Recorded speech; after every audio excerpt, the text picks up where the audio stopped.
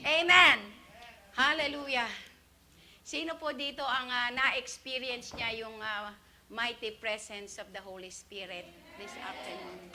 Glory to God. Sige po, palakpakan natin the best clap offering unto the Lord. Thank you, Jesus. Thank you, Lord. Hallelujah.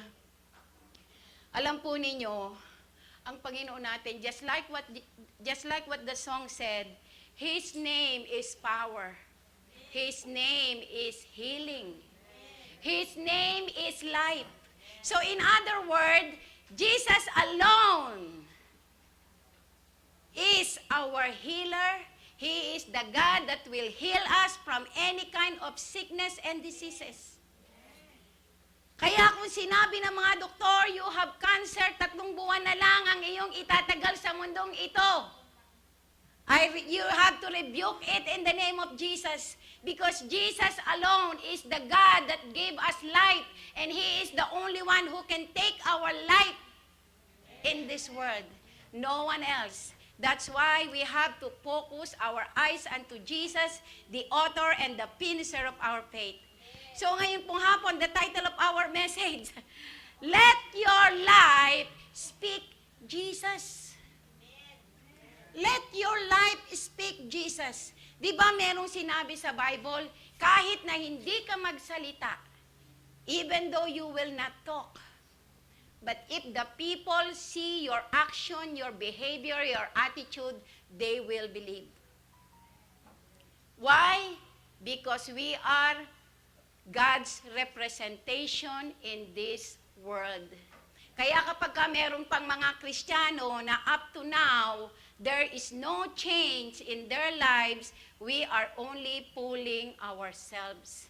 Because ang sabi po ng Biblia, ang sino mang tumanggap sa Panginoon bilang kanyang Panginoon at sariling tagapagligtas, ang kanyang buhay ay mababago, magkakaroon ng maraming pagbabago sa kanyang buhay mula sa ulo hanggang kanyang talampakan.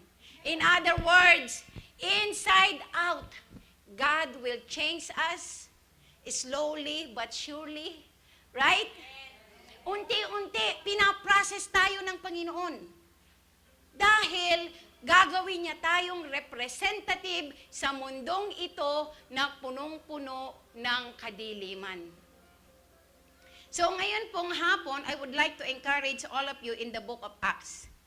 Ito pong book of Acts, ito po ay, kung babasahin natin ito, punong-puno ito ng mga miracles na ginawa ng Panginoon. In the book of Acts, we can see and we can experience, parang napipil natin, di ba? When we read the Bible at nakita natin all the miracles na ginawa ni Jesus Christ during His earthly ministry, yung mga bulag nakakita, yung mga bingi nakarinig, yung mga pipi nakapagsalita, yung mga paralitiko nakalakad, yung mga lumpo, sila ay nakalundag at tumakbo at nagpasalamat sa Panginoon. Kaya po ang book of Acts is supposed to be very close to our heart. Kasi yan yung panahon na si Jesus Christ ay nagpakita ng napakaraming milagro sa mga mananampalataya ng Diyos. Kaya every time where Jesus speak about the goodness of God, thousands and thousands of people believe at sumunod po sa Kanya. Kaya dito sa Acts chapter 1 verse 17, basahin po natin, ang sabi po dito, basahin ko po yung Acts chapter 4 verse 1 up to 17. Ang sabi po dyan, basahin ko po to sa NIV version. Ayan, pareho pala. Okay, sabi dito, the priest and the captain of the temple guard and the Sadducees came up to Peter and John while they were speaking to the people. They were greatly disturbed. In other translation, they use anger. They were greatly disturbed because the apostles were teaching the people, proclaiming in Jesus the resurrection of the dead. Verse 3, they seized Peter and John, pinahinto po nila, sabi dito, they seized Peter and John, and because it was evening, they put them in jail until the next day. So makita natin yung istorya while Peter and John is speaking to the people about Jesus Christ, meron na pong mga persecution na dumating. So yung mga priests, yung mga teacher of the law, the captain of the temple, the Sadducees, yung pong mga teacher na nagtuturo doon sa templo, they were disturbed. Nagalit sila kay Peter at John kasi nga si Peter at John, they are very bold in speaking to the people about Jesus. Right? Para makita po natin yung istorya. And verse 4, but may who heard the message believe. So the numbers of men who believed grow to about 5,000. So sa isang salita lamang nila Peter during that time, Peter and John talking about Jesus, 5,000 agad ang naging mananampalataya ng ating Panginoon. The anointing of God is so powerful. When you speak Jesus in your life, in your family, just like the song said, it will manifest. The problem with us Christian, we already know the Word of God, but we are not claiming the promises of God. Minsan, nakakalimutan natin ang mga pangako ng Diyos sa buhay ng kanyang mga anak kung tayo ay mananampalataya at maniniwala sa Kanya. And then, verse 5, the next day, the rulers, the elders, and the teachers of the law met in Jerusalem. Annas, the high priest, was there, and so were Caiaphas, John, Alexander, and others of the high priest family. They had Peter and John brought before them and began to question them. By what power or what name did you do this? Then Peter, filled with the Holy Spirit, said to them, rulers and elders of the people, if we are being called to account today for an act of kindness shown to a man who was lame, and are being asked now, he was healed. Verse 10, then know this, you and all the people of Israel, it is by the name of Jesus Christ of Nazareth, whom you crucified, but whom God raised from the dead, that this man stand before you healed. Jesus is the stone you builders rejected, which has become the cornerstone. Verse 12, sabi po dito, salvation is found in no one else, for there is no other name under heaven given to mankind by which we must save. When they saw the courage of Peter and John and realized that they were unschooled, ordinary men, they were astonished, and they took note that this man had been with Jesus. Purihin po ang Diyos sa pagkabasa ng kanyang banal at buhay na salita. Ito pong ating pinag-aaralan ngayon, ito po ay tungkol sa istorya ni Peter at ni John. Ito po yung continuation, ang konteksto po nito ay makikita natin sa chapter 3. Kung saan, doon po sa chapter 3, makikita po natin na merong isang lame. Ano ba yung lame? Lumpo. Merong isang lame na everyday may nagdadala sa kanya doon sa beautiful gate. Ang tawag nila doon sa gate ay beautiful gate. Ito po yung gate ng templo. So ito pong lame na ito, everyday, yun na po yung kanyang trabaho. Somebody is taking him to that gate, ilalagay siya dyan para mamalimos. Imagine yourself, there is a beggar in our gate. Yung gate natin dyan, may beggar dyan. So yung mga tao, every time na pumupunta sila sa templo, kasi po during their time, ang kanilang service is like us, 3 o'clock. Basahin nyo, 3 o'clock. Sila nagpupunta sa templo para mag-worship sa Panginoon. So every day, the lame is over there and asking for palimos, nanghihingi ng palimos. So when Peter and John passed by, sabi nung lame sa kanya, palimos po, just imagine the scenario. Palimos po. And Peter and John, na-catch yung kanilang attention. They caught his attention. So ang ginawa ni Peter at ni John, lumapit siya doon sa lame. Ang sabi niya, akala nung lame, bibigyan siya ng pera. Pero ang sabi na John, look at me. Sabi niya, look at me. Look at my eyes. Sabi po ni Peter at ni John.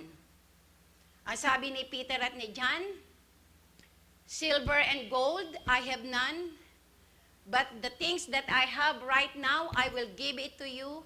In the name of Jesus Christ of Nazareth, rise up and walk. Diba?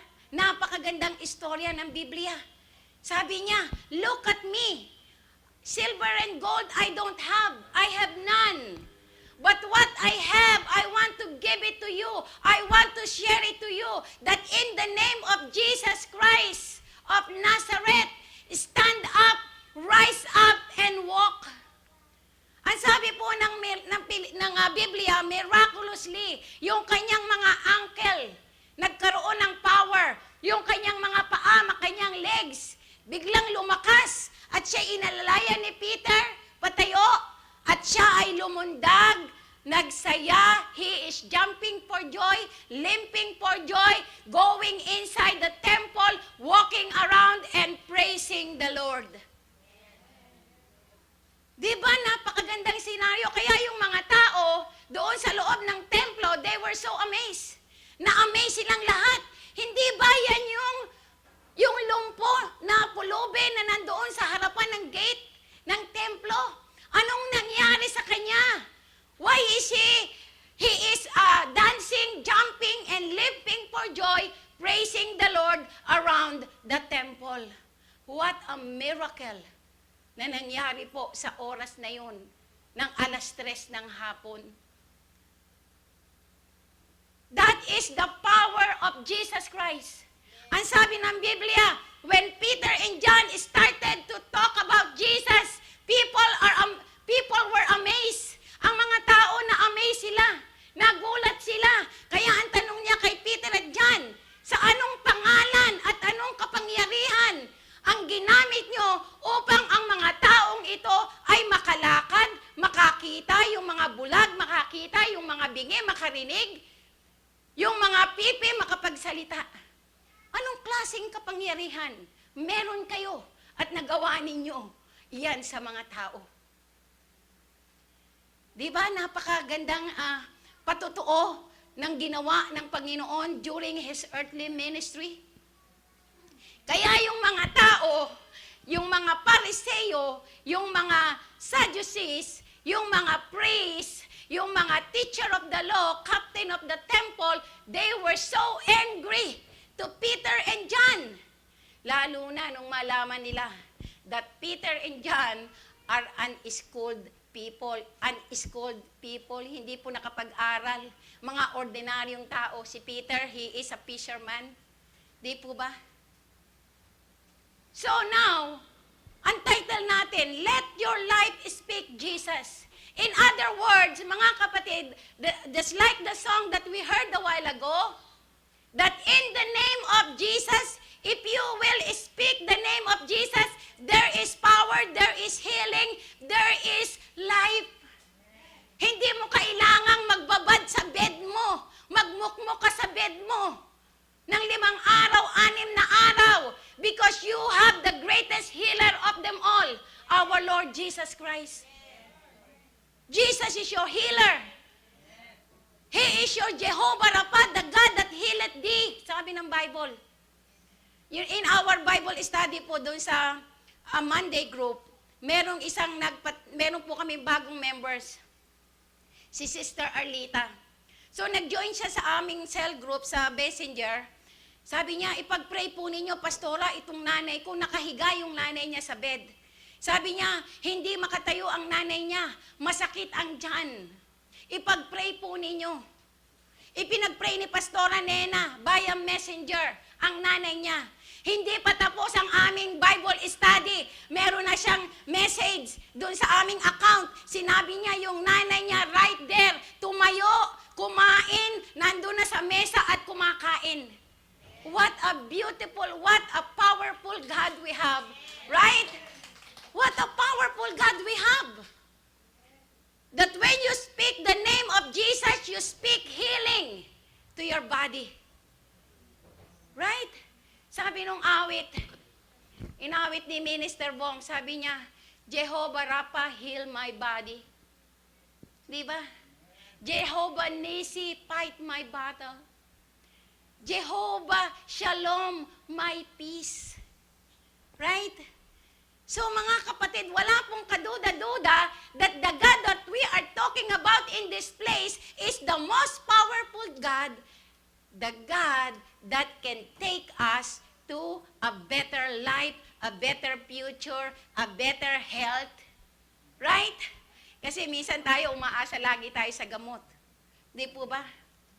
Umaasa tayo lagi sa doktor, wherein you have the greatest doctor of them all. Di po ba? So dito po sa ating binasa, anong lesson ang natutunan natin yan? Meron tayong lesson in everything that we are talking about, in everything that we are studying in this ministry, meron po tayong take home. Di po ba? Napakatahimik ninyo. Sige nga, sabihin nyo, sumigaw nga kayo ng malakas na amen sa Panginoon. Kasi parang hindi ko alam kung inaanto kayo, ayaw nyo bang makinig o ano? Amen. Sige, igalaw mo nga ninyo yung inyong mga balikat ngayon. Sige, igalaw ninyo para mawala ang inyong antok. Sige, tumayo kayo. See? Okay, igalaw nyo, iwagayway nyo ang inyong mga kamay para magising ang inyong mga dugo. Praise the Lord. Hallelujah. Praise the Lord. Salamat sa Diyos. Thank you, Lord. Sige, palakpakan natin ang Diyos. Ang Diyos ang nagbibigay sa atin ng kalakasan. Right? Walang sino man ang walang sino man ang makapagbigay sa atin ng kalakasan, kundi ang ating Diyos na buhay. So, in our story, nakita natin, number one, lesson na natutunan natin in the life of Peter and John, their courage. Number one lesson, courage. Be courageous, mga kapatid. Peter and John were not afraid to die for Jesus because they knew the supreme authority of Jesus Christ. They are very courageous to speak about the power in the name of Jesus Christ. Basahin natin yung istorya. Habang si Peter at si John nakikipag-usap sa mga tao, 5,000 right there. So imaginein mo, ang dami ng tao. Every time they talk about Jesus, multitude of people are coming in. Hindi pa nila na-experience the power of Jesus Christ naririnig lang nila ang sinasabi ni Peter at ni John about the power of Jesus Christ. 5,000 right there ang nanampalataya and become a follower of Jesus Christ. There is power in the name of Jesus. Amen. Sige, palakpakan natin ng Diyos. Hallelujah. Sabi diyan, be courageous.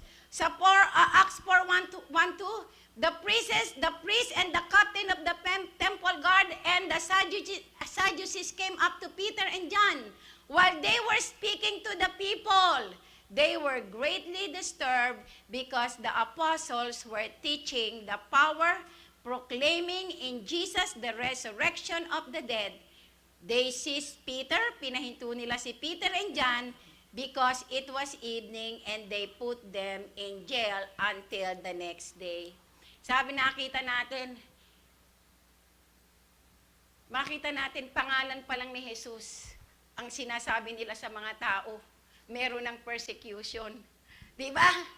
Lumapit na ang mga Sadducees, ang mga priests, ang mga otoridad. Pinatitigil sila. Stop preaching about that name. Sabi ng mga leaders, ng mga teachers of the law, pangalan pa lang ni Jesus, ikinukwento pa lang, iminamarites pa lang ang pangalan ni Jesus Christ. Meron nang nagpapa-stop sa kanila. Meron nang nagpapahinto sa kanilang pagsasabi at pagbabalita about the goodness of God. Kaya po ang magiging born-again Christian is not easy. Di po ba? You will experience persecution. Eh di ba nga, Nung ako'y na-born again, sabi nung kapatid ko, when I share the word of God, sabi agad nung kapatid ko, tumigil ka nga dyan. Kasi ikaw, nung bata ka, hindi ka nagsisimba. Sabi sa akin ng kapatid ko, kaya ang dali mong na-impluwensyahan ng ibang relihiyon. Kasi yung ate ko, very rin sila sa kanilang pananampalataya. They are solid sa kanilang pananampalataya. But purihin ang Panginoon, mga kapatid. As we move forward, as we continue to seek more of God, I know and I believe that God will open our spiritual eyes, our spiritual understanding, that we may understand the deep things about God, the deep things about the Bible, the deep things about the Lord Jesus Christ. And I believe in my heart that time will come, because sabi ng Bible, Jesus is coming soon. Sabi doon, every knee shall bow. Walang sinabing exempted, right? There is no exemption. Ang sabi ng Bible, every knee shall bow, every tongue will confess that Jesus Christ is Lord. Right? Kaya kung tayo ay nandito na ngayon, nandito na tayo, and we are seeking the things of God, sabihin mo sa sarili mo, you are in the right way. You are in the right place. Right? Huwag kang mag-alala. Jesus will take care of you. Sabi dito, following Jesus is not a bad process. In following Him, we encounter many tinik. Sa pagsunod sa ating Panginoon, marami tayong tinik na dadaanan. There are so many persecution, problems, suffering, etc., etc. Jesus said in His word in John 8:32, sabi niya, if you are really my disciples, you will know the truth and the truth will set you free.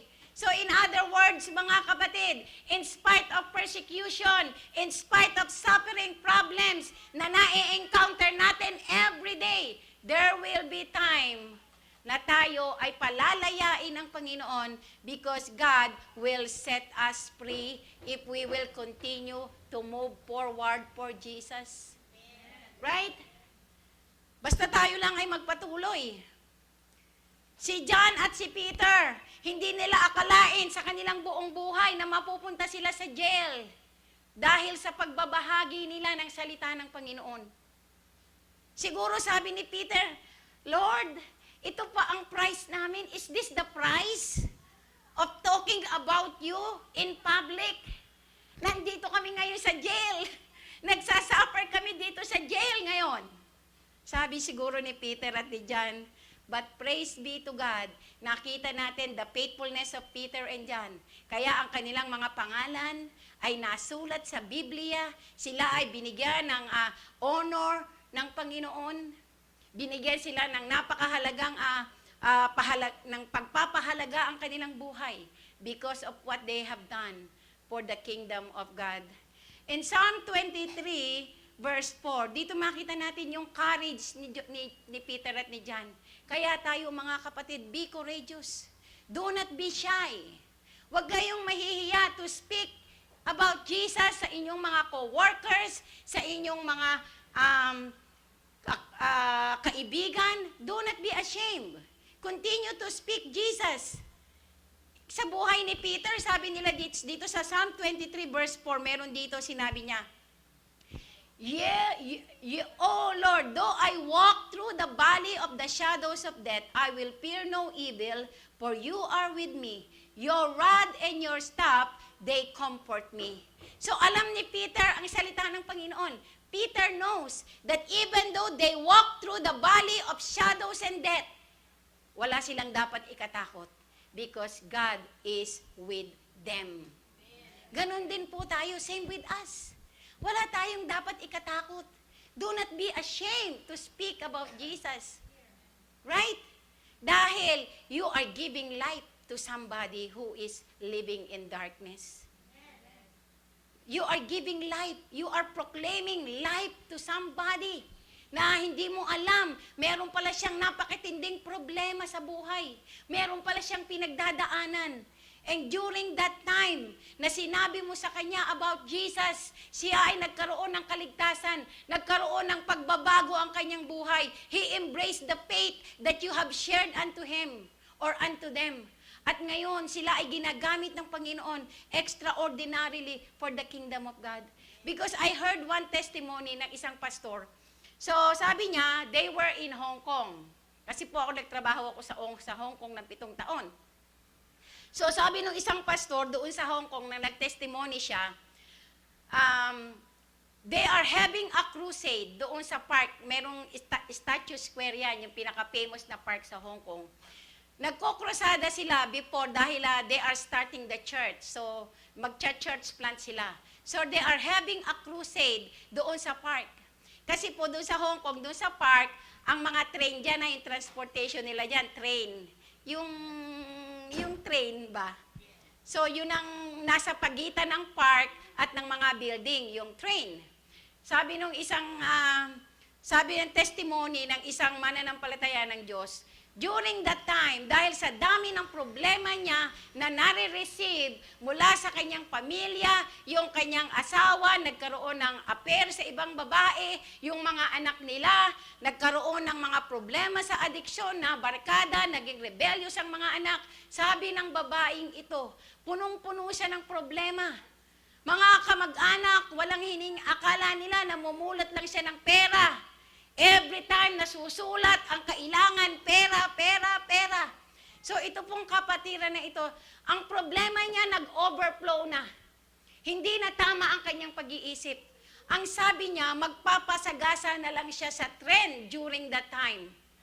But when these people in the park having a crusade, sharing the word of God, sharing the love of the salvation that comes from God alone. Sabi niya, nung marinig niya ang panawagan nung pastor na nagbabahagi ng salita ng Panginoon, nabago ang isip niya. Sa halip na tumawid at magpasagasa sa trend, pumunta siya doon sa park at nakinig ng salita ng Panginoon. At ang salita ng Panginoon na narinig niya, nag-encourage sa kanya, it become light to her. At ngayon po, siya ay ginagamit ng Panginoon mightily for the work of His ministry doon po sa bansang Hong Kong for the glory of God. What a testimony. Sige, palakpakan natin ng Diyos. What a testimony. Because of the courage ng mga taong ito to share the word of God, isang kaluluwa ang naligtas sa kamatayan, sa apoy ng impyerno. Di ba? Napakabuti ng Panginoon. Right? So, si Peter at si John, they are very courageous. Just like us, be courageous in sharing the word of God. Minsan sa pamilya lang natin, hindi natin ma-share ang salita ng Panginoon. Di po ba? Kung merong sakit sa inyong tahanan, lakasan mo ang loob mo to pray for them. Dahil dun lamang nila makikita that you are walking in the righteousness of God. You are walking in courage. Kasi kung ang nangyayari sa atin, may sakit yung apo mo, may sakit yung pamangkin mo, tatawagin mo pa yung pastor para mag-pray. Right? Wherein you can pray right there. Right? Kaya importante po yun. Be courageous. Be courageous. Do not be shy. Ipakita mo sa mundong itong ating kinagagalawan, that you belongs to Jesus Christ. Amen. Hallelujah. Alam po ninyo, meron ako, tinestify ko na ito. Meron akong co-worker. She just starting in my working place. So, naka-schedule kaming dalawa na magtrabaho ng overtime. Sabi niya sa akin, ikaw nang mag-overtime ng Friday, ako nang mag-overtime ng Saturday. So, good for me kasi ako naman hanggang 6:00 lang ako pwedeng magtrabaho ng gabi. So, hindi ko kaya yung hanggang 10 o'clock. Kasi gusto niya ng mas malaking pera, kaya sabi niya, Saturday lang daw siya para makapagtrabaho siya from 2 to 10. So, okay. So, I choose Friday. So, Friday morning, pumasok na kami. So, kumakain kami sa aming break room. Sabi niya sa akin, Des, do you have something to do this afternoon? Sabi ko, oo, kasi naka-set up na, nakaplano na kung anong gagawin ko ng Saturday night, Saturday ng hapon after work. Tapos sabi niya sa akin, do you know what? I have anxiety. Sabi niya, may anxiety ako. Tapos yung dibdib ko, parang ang bigat-bigat ng dibdib ko. Sabi niya ganon. Kasi medyo malaki siyang babae. Medyo mataba. Mga 280 pound yata siya. Mataba, sabi niya. So, nung sinabi niya na may anxiety siya, nag-a-anxiety siya, at yung dibdib niya parang sasabog sa bigat, so tumayo ako, right there. Inakbayan ko siya, tumayo ako dun sa likod, at right there, sabi ko, do you believe in prayer?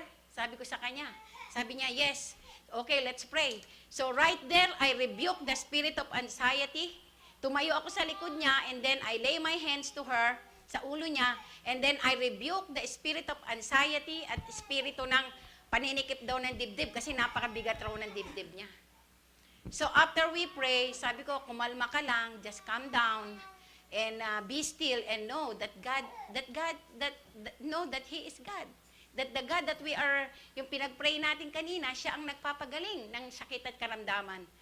Tapos, so sabi niya, sige. Tapos maya-maya, nung pagkatapos na namin, sabi ko, isipin mo, sabi niya, ako, I will be available kasi walang magko-cover nung shift niya. So, okay, I will be available up to 6 o'clock only, sabi ko sa kanya. Sabihin mo doon sa boss natin na kung uuwi ka, ako magko-cover up to 6. So, pero sabi ko sa kanya, okay, itry mo kayang magtrabaho. Sabi ko, try to work. Kung hindi mo kaya, just go home. Sabi ko sa kanya, kung hindi mo kaya. Sabi niya, okay, maybe I will try. Aba, natapos na yung shift namin ng 2 o'clock, umuwi na ako. Kasi sabi niya, magtatrabaho siya hanggat kaya niya. So, well and good, sabi ko. Tapos, I think 7:30 ng gabi, may text siya sa akin. Sabi niya, Des, thank you so much. I'm so grateful to your life. Sabi niya kasi, ang mga local people, I'm so grateful to your life. Thank you for praying for me. Kasi, sabi niya, nandito pa ako sa trabaho and I will finish up to 10 o'clock. Imagine that. Di po ba? So natapos niya yung the whole shift, 2 to 10. Samantalang, sabi niya gusto nang umuwi at taga-anxiety at masakit ang dibdib. Di po ba? Kung sinang-ayunan ko yung sinabi niya, o sige, umuwi ka na kasi ganito, ganyan. Hindi, I just pray for her. Pinakita ko sa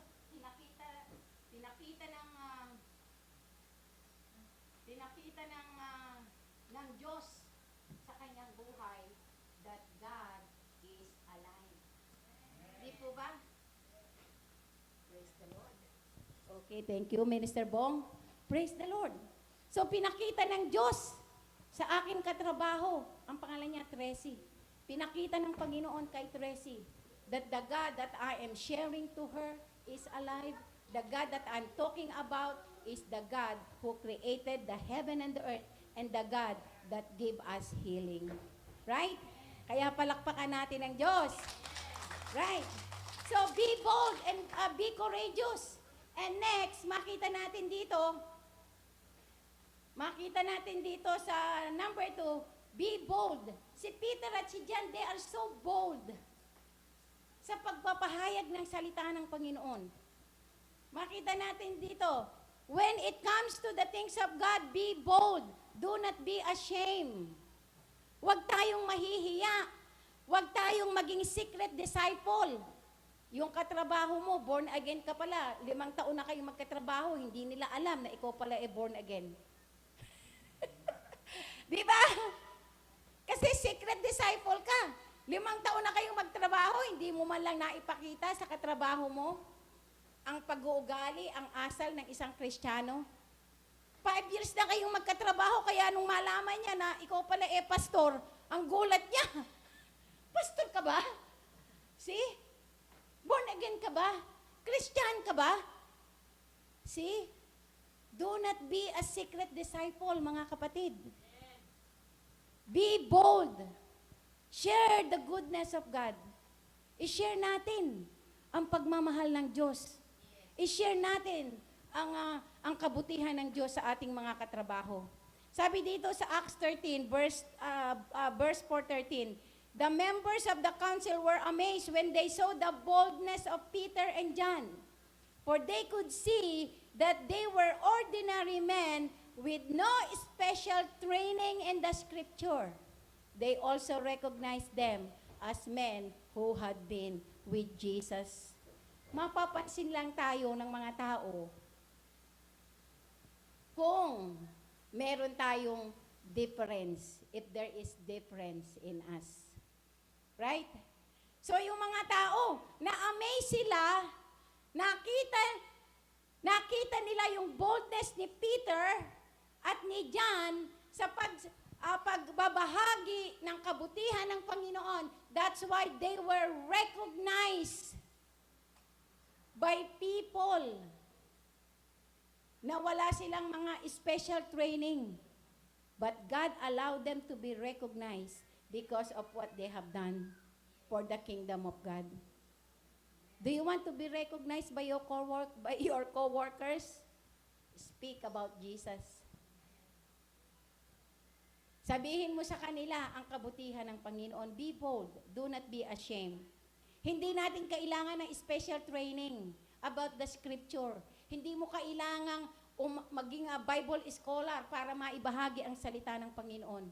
All you need to do is a simple prayer, panalangin ng pagtanggap, i-lead mo sila sa Panginoon, share to them about the love of God because your testimony is very effective. Yung testimony ng buhay mo, kapag ka nakita nila na iba ang pag-uugali mo, hindi ka gumagawa ng mga bagay na hindi ka lugod-lugod in the eyes of God and even in the eyes of men, they will believe. Oh, sabi nila, napakabait naman ni Sheila. Ang bait naman itong si Sheila. Talaga, wala akong masabi sa kanya. Because kahit hindi siya magsalita, they see Jesus in her life. Di ba? Nakikita nila. Sabi nila, doon sa Bishop Garden, napakabait naman ng bagong manager natin dyan. Very respectful. Sabi nila, matanda at bata. Sabi nila, napaka-respectful naman ng bagong hire natin. Dito sa Bishop Garden. Tapos sabi nila, kasama niyo pala siya sa church. Sabi ko, praise the Lord. He was being recognized because of his attitude and his behavior. Sabi nila, kasama niyo pala sila sa church. Praise the Lord. Amen. Di ba? You will be recognized because of your attitude, because of your behavior. Kahit hindi ka nag-specialize sa pagte-training ng salita ng Panginoon. Amen. Sabi dito sa Acts 4:31. And when they had prayed, the place where they were assembled together was shaken, and they were all filled with the Holy Spirit, and they spoke the word of God with boldness. So ito pong sitwasyon na ito, itong senaryong ito, this situation happened after Peter and John released from jail. So makita natin yung istorya, right? Nung si Peter at si John ay nakulong, so after the next day, sila po ay pinalaya na. Pinalaya na si Peter at si John sa kanilang pagkakakulong. So now, si Peter at si John, they go back to their, yung po mga kapwa nila mananampalataya. At they reported what happened to them. Inireport nila, sa paghahayag namin ng salita ng Panginoon, ipinakulong kami kasi nagpapahayag kami ng salita ng Panginoon. Right? So dito makikita natin, mga kapatid, when it comes to the things of God, be bold, be courageous, do not be ashamed. Speak the word of God because you are speaking life to those people who are living in darkness. Ang daming mga tao, di ba meron tayong mga kapatiran dito, yung mga testimony ng kanilang buhay, they are being, nahook sila sa drugs. Sila ay mga naging drug addict. Pero when they received Jesus Christ as their Lord and personal Savior, and started to come to church, and learn about the goodness of God, learn about the Bible, sila ay pinalaya ng Panginoon from the spirit of addiction. Right? Sila ay pinalaya from the spirit of addiction, from the spirit of smoking, from the spirit of drinking. At ngayon, sila ay ginagamit ng Panginoon for the glory of His name. Kaya po napakahalaga na ipinapakilala natin ang ating pananampalataya sa mga tao na hindi pa nakakarinig ng salita ng Panginoon. It is very important na ang buhay natin will speak about Jesus. Kung ang laging nakikita sa iyo, ikaw ay isang Kristiyano na lagi kang may sakit, ikaw ay isang Kristiyano na lagi kang may problema. Every time na may nakakausap ka, ang sinasabi mo yung problema mo. Di po ba? Wala kang bukang bibig kundi yung problema mo sa anak mo, problema mo sa pamilya mo, problema mo sa tatay mo, sa nanay mo, sa biyanan mo, sa asawa mo. Paano maniniwala ang mga tao? Right? You have to speak Jesus. Let your life speak about Jesus. Dahil ikaw ay nakaka-encourage ng maraming tao to come to know Jesus in a very special way. Right? If you want to speak about Jesus. Do not speak about your problem. Do not speak about your health. Do not speak about your husband, your wife, or whoever it is, or whatever it is. Speak about Jesus, and people will believe. You are gumagawa ka ng way doon sa mga tao na balot ng kadiliman for them to be delivered from the spirit of darkness at makita nila the spirit of light. Right? Kaya napakahalaga po na our life speak about Jesus. Right? And then this is the last. Ang sabi po dito, total commitment. Be committed to God and to the things of God. Do what is right, just like Peter and John. Sabi po dun sa Acts 4:18 to 20, basahin po natin, ang sabi dito, Then they called them in again and commanded them not to speak or teach at all in the name of Jesus. Makita mo, they hindered them. Hinihinder sila ng mga authorities, ng mga otoridad, ng mga teachers of the law, not to speak about Jesus. But Peter and John replied, Which is right? Which is right in God's eyes? To listen to you? Sabi niya, to listen to you or to Him? You be the judges. As for us, we cannot help speaking about we have seen and heard. What a faith, right? Na meron si Peter at si John. Yung kanilang commitment sa Panginoon. Their commitment to God is real, is solid. Walang makatitibag sa kanilang pananampalataya sa Panginoon. Kaya sa harapan ng mga hukom, sabi niya, kanino kami maniniwala? Maniniwala kami sa iyo o maniniwala kami sa Kanya na na-experience namin, nakita namin the miracles, the power na ginawa niya sa buhay namin at sa buhay ng mga tao na nakalaya from the spirit of affliction. Of course. Right? Hindi sila natakot. Hindi sila natakot doon sa mga tao, sa mga judges. Sabi niya, maniniwala kami sa iyo. Maniniwala kami doon sa Diyos na nagpagaling doon sa lumpo. Maniniwala kami doon sa Diyos, doon sa pangalan ng Diyos na nagpalakad ng mga lumpo, nagtanggal ng pagkabulag ng mga bulag. Doon kami maniniwala. So nakita natin yung total commitment ni John at ni Peter sa kanilang pananampalataya. Di po ba?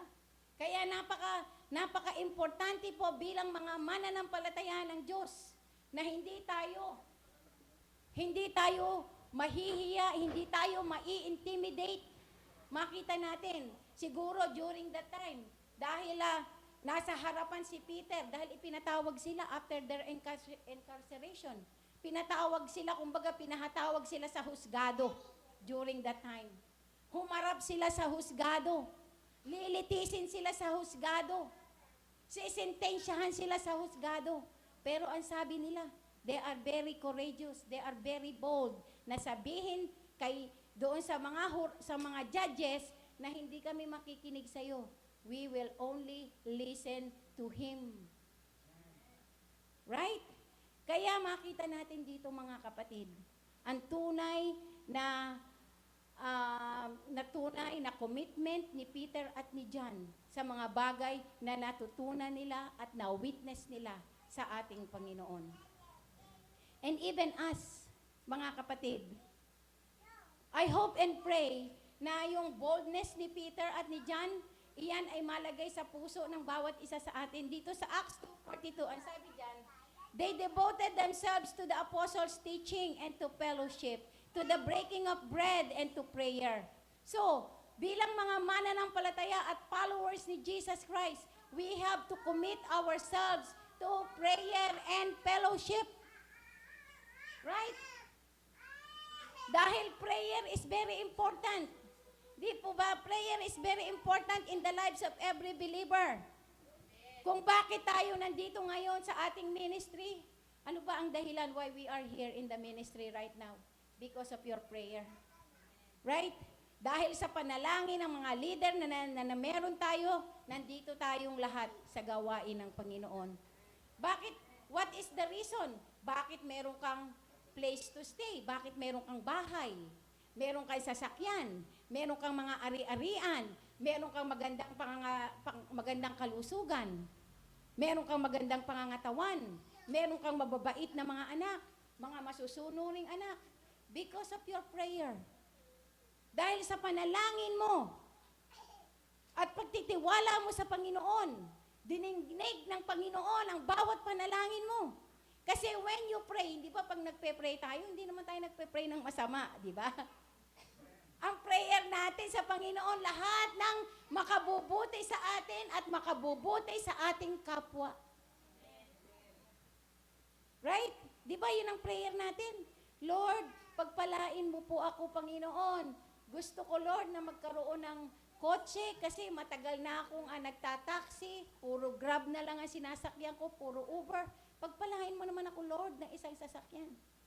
So, isang araw, dahil nag-work hard ka, nagtrabaho ka, nakaipon ka, nakabili ka ng kotse. Di ba? That's the reason why kung bakit meron kang kotse ngayon na dinadrive because of your prayer. That's the reason why kung bakit malakas ang pangangatawan mo ngayon. You are healthy. Dahil mapanalanginin ka. Lagi kang nagpe-pray kay Lord, Lord, bigyan mo po ako ng ma-healthy body, healthy spirit, healthy mind. Kaya, paggising mo sa umaga, ang sarap ng pakiramdam mo. Kasi healthy ang isip mo. Healthy ang pakiramdam mo. Healthy ang katawan mo. Di po ba? Kasi alam mo na kapag nanalangin ka, in the name of Jesus Christ of Nazareth, you will be healed. Right? Fellowship. Fellowship is very important. Yung ginagawa natin dito every Sunday, this is fellowship. Paano kung tamad-tamad kang pumunta sa fellowship? Tamad-tamad kang pumunta, ang bigat-bigat ng katawan mo, pumunta sa gawain ng Panginoon. Paano na lang yan? Di po ba? Kaya yung fellowship, sabi nung Hebrews chapter 10 verse 20, do not neglect having fellowship with one another. Verse 25, 10:25.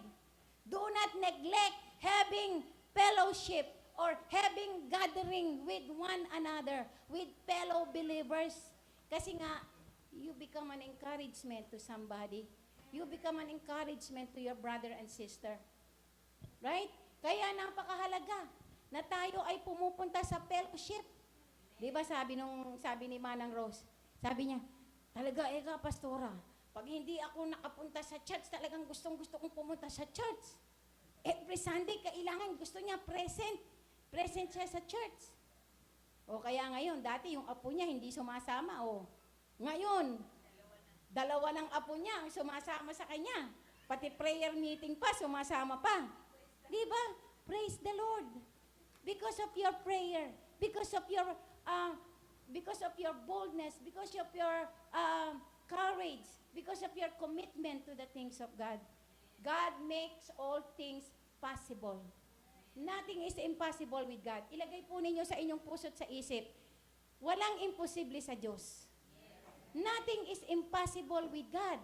Because everything in this world belongs to Him, belongs to God. Sino ang nagpanganak sa'yo? Sino ang nagbigay sa'yo ng buhay? Ha?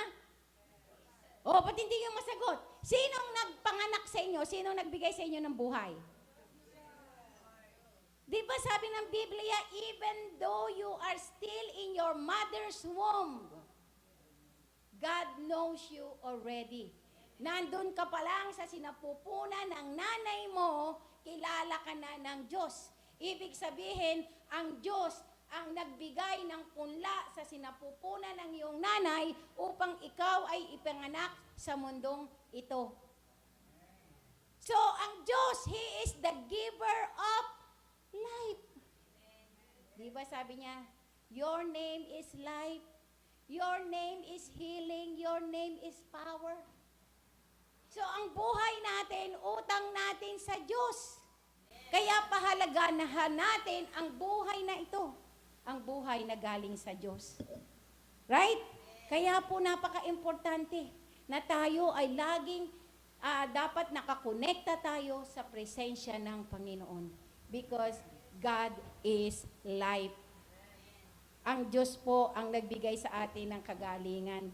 And then, ang sumunod, this is the last, 2 Timothy chapter 2 verse 15, ang sabi diyan, do your best to present yourself to God as one approved, a worker who does not need to be ashamed and who correctly handles the word of truth.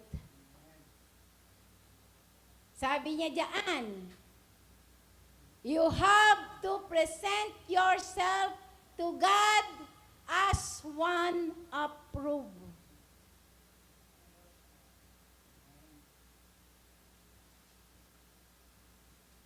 Ipresenta natin ang ating sarili sa Panginoon as one approved. Kasi there will be time in the last day, sabi ng Biblia, marami, sabi niya, during that time, sabi, darating ang panahon, sabi doon sa Matthew 7:21, 7:21 ba yan? Sabi niya, there will be time, multitudes of people will come to me and say, Lord, Lord, in the name of Jesus, nagpalayas kami ng mga demonyo. Sa pangalan ni Jesus, nagpagaling kami ng mga sakit, ang mga bulag nakakita, ang mga pipi, nakapagsalita, ang mga bingi nakarinig. Sa pangalan ni Jesus, Lord, ginawa namin yan. Sa pangalan ni Jesus. Pero sabi ng Panginoon, go away. Sabi ni Jesus, go away. Umalis kayo sa aking harapan. I didn't know you. There will be time na darating po ang panahong yan. Nahaharap tayo sa Panginoon. At ang sasabihin sa atin ng Panginoon, ano ang ginawa mo sa mundong ito nung ikaw ay nabubuhay pa? Kasi merong milistahan ng Panginoon kung anong ginawa natin. Dadating ang haharap tayo sa judgment seat ng Panginoon. Lilitisin tayo kung tayo ba ay taga-langit o taga-impyerno. Kaya kailangan yung sarili natin ngayon, we have to present it as one approved to God. Kaya ano pang dapat natin gawin? Nandito na tayo, we are already in this state. Kaya gawin na natin yung the best natin to become the best Christian that we can be. Gawin na natin yung the best natin. Ibigay na natin yung buong isip, buong lakas, buong kaluluwa na paglilingkod sa Panginoon. Jesus is coming soon. At lahat tayo, there will be time na haharap tayo sa Panginoon. And we don't want to be disqualified. Ayaw naman natin na Darating pala yung panahon, disqualified pala tayo, sabi ni Apostle Paul. Di ba? Akalaan natin, taga-langit tayo, yung pala, taga-impyerno tayo. Right? Kaya gamitin natin ang pagkakataong ito to grow deeper in our faith. Magpalago tayo, palaguin natin yung ating pananampalataya. Palaguin natin yung ating connection sa Panginoon. Pahigpitin natin, patatagin natin our connection to God. And be a witness of Jesus Christ. Sabi ng Biblia, go ye therefore and make disciples to all nations, baptizing them in the name of the Father and of the Son and of the Holy Spirit. Di ba? Ang assignment natin is ipahayag ang salita ng Panginoon sa buong mundo. That is our commission, our great commission. And I believe in my heart that our life will continue to speak about Jesus. Let your life speak about Jesus. Amen? Did you learn something? Amen. Sige po, tayong lahat ay tumayo. Praise God. Hallelujah. To the King of Kings and to the Lord of Lords. Hallelujah. Hallelujah. Sa oras pong ito, mga kapatid, sandali po tayong manahimik. Hallelujah. Ibigay natin yung 2 minuto ng oras na ito na ialay natin ang ating buhay sa Panginoon. Hallelujah, Lord. Sa oras na ito, sabihin mo sa Panginoon ang iyong pangangailangan. God knows it. Ano ba ang pangangailangan mo sa oras na ito? Is there anything that you need from God? Sabihin mo sa Diyos, Lord, ito po ang aking pangangailangan sa oras na ito.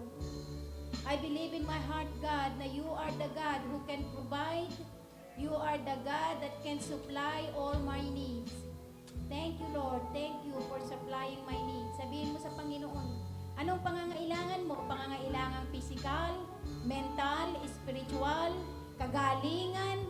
Ibulong mo lahat yan sa Panginoon. Ibigay mo itong oras na ito upang ibukas sa Diyos ang lahat-lahat na nandyan sa puso mo. Kung merong mga bagay na nagpapabigat sa iyo sa oras na ito, nagiging dahilan kung bakit hindi ka makapag-concentrate, nagiging dahilan kung bakit hindi mo maibigay ang tunay na pagtitiwala mo sa Diyos. Kapatid, kaibigan, this is your opportunity. Sabihin mo sa Diyos ang lahat ng iyong pangangailangan. Jesus is here. The Spirit of God is here. He is here. Sabi ng Bible, He is omnipresent. He is omniscient God. He knows everything. Hallelujah. Panginoon, sa oras pong ito, nakita mo, O Diyos, ang bawat panalangin ng iyong mga anak sa gabing ito. Maraming salamat, Panginoon, dahil sa oras na ito, kinatagpo mo na ang lahat ng kanilang pangangailangan. Pangangailangang financial, pangangailangang material, pangangailangang kagalingan, pangangailangang spiritual, Lord. Maraming salamat na sa oras na ito, kinatagpo mo ang pangangailangan ng iyong mga anak. And I pray, God, in the name of Jesus Christ, that whatever, Lord, na sinabi nila sa iyo, Lord, I pray that you will sanctify it by your Holy Spirit. Na ang bawat panalangin, Lord, na sinagot mo ngayong gabi, ito, O God, ay seselyuhan mo ng iyong banal na Espiritu. Panginoon, samahan mo kami ngayong hapon hanggang sa aming pag-uwi sa aming mga pansamantalang tahanan. Confirm to each and every one of us that the God that we are serving in this place is alive. You are the giver of life. Ikaw ang Diyos na nagpagaling sa amin, nag-deliver sa amin from all kind of sickness and diseases. Ikaw ang Diyos na nagpalago ng aming pananampalataya. Ikaw ang Diyos na nag-supply ng aming mga trabaho. Ikaw ang Diyos na nagbigay sa amin ng kagalingan, kalakasan everyday. Thank you, God, na Ikaw ay Diyos na makapangyarihan, that we can depend on you, we can lean on you, we can trust you, O God. We can entrust our whole being, our whole life unto you, believing our heart, God, that in your hands we are safe. Father God, maraming salamat ngayong hapon. Patuloy mo kaming gabayan at patnubayan, Lord, as we fellowship. Alam ko, Panginoon, na this is the day that you have made para sa aming lahat, especially, Lord, sa aming mga kapatiran na nag-celebrate ng kanilang kaarawan. Father God, maraming salamat. Samahan mo kami, O God, at bigyan mo kami, Lord, ng kagalakan that we will continue to rejoice. We will continue to live for joy. We will continue, O God, to shout and praising God, even in our fellowship. Father God, we thank you so much for tonight. Bless each and every one of us, O God. Pagpalain mo kami from the praise and worship team, Lord. Thank you for the anointing. Thank you for the power of Jesus Christ. Thank you for sustaining them. Thank you for the talents that you have given unto them. Thank you for the wisdom. Thank you for the lives, O God. The love, O God, that satisfied them, Lord, in serving you. And even, Lord, sa lahat ng mga kapatiran na nandito ngayong hapon, even sa aming mga bisita, Lord, thank you so much sa kanilang mga buhay, kay Brother Eric, Boss Eric, kay Doktora San Diego. Lord, maraming salamat sa kanilang buhay, Lord, na dinala mo ang kanilang mga panyapak sa lugar na ito. Bless them, Lord, with good health. Bless them, Lord, with wisdom and understanding. Bless them, Lord, with a long and satisfied life. At hayaan mo na ang pagmamahal ay patuloy na mag-overflow sa kanilang mga puso. Father God, maraming salamat sa bawat isa na sa amin. Ang bawat kapamilya namin, Lord, na nandito ngayong hapon. Thank you, God. Thank you, thank you. Word is not enough to say thank you sa kanilang mga buhay. Father, we thank you. And even, Lord, for the food that we are going to partake. Maraming salamat, Lord, na ikaw ang Diyos na nag-provide. Ikaw ang Diyos, Lord, na patuloy na nagsusupply ng overflowing blessing sa ministering ito. We thank you so much, O God, for tonight. And we give you all the praises, the glory, the honor, and thanksgiving. In Jesus' mighty name. And everybody say, Amen and Amen.